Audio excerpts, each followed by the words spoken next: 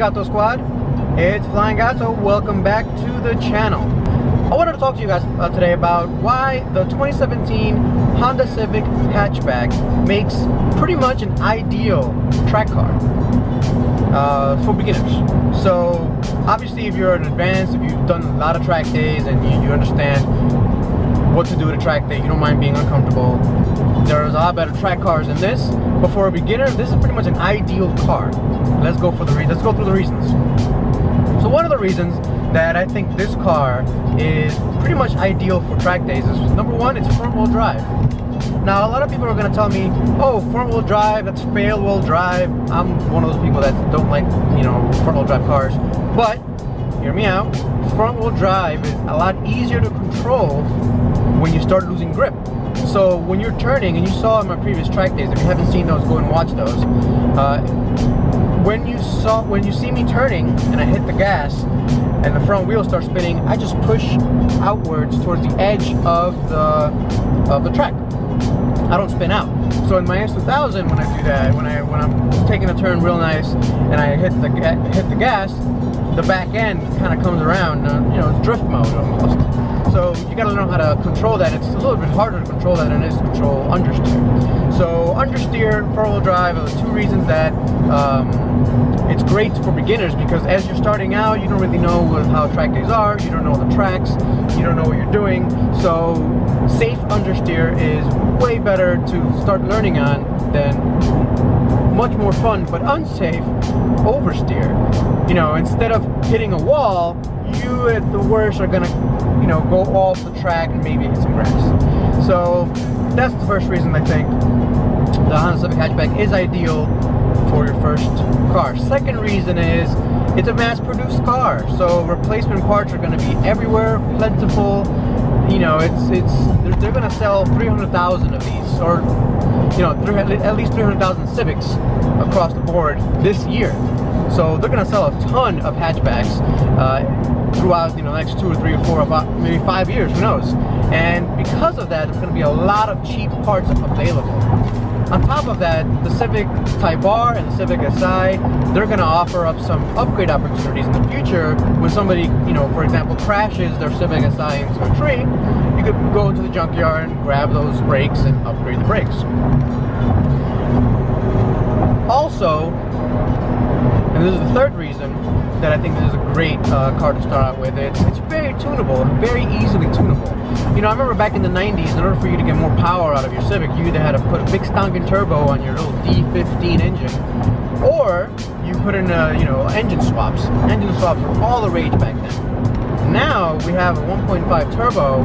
All you have to do is call up Honda, call up K-Tuners, like, hey, I have, send me your unit, and they put it in and you get an extra 60 to 80 horsepower depending on how aggressive you go. That's pretty good. So very easily tunable is another reason. Tires are going to be plentiful. They're cheap. I looked online. You can get pretty decent tires for about 80 bucks, 90 bucks a pop. So tires cheap, plentiful, and you're going to go through a lot of tires, so they might as well be cheap and plentiful. And one of the final reasons I think this is one of the best cars to start track days on is it's inexpensive. It's not a very expensive car. I bought this car brand new. It cost me $21,000. You can get these $20,000. They're a pretty good bargain for what it is. And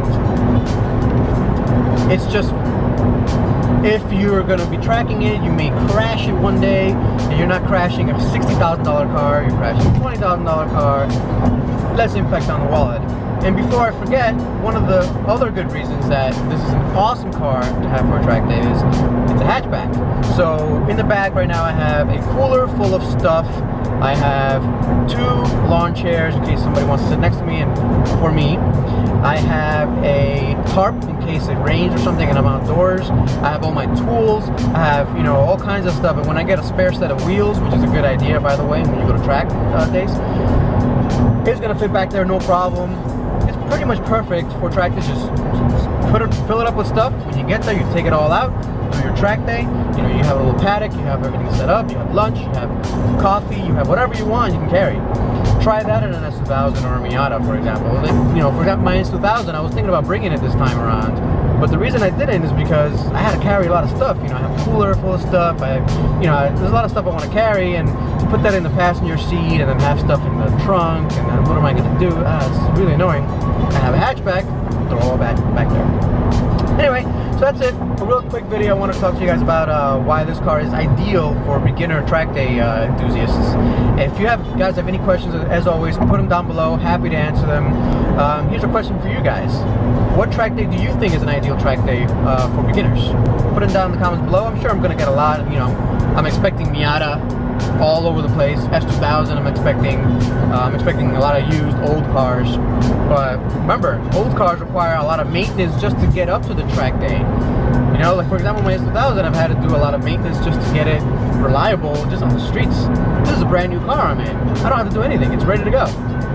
So keep that in mind when you're answering that question. Alright guys, thanks for watching. If you haven't yet subscribed, please subscribe. Hit that like button. I'll catch you guys next time. Peace.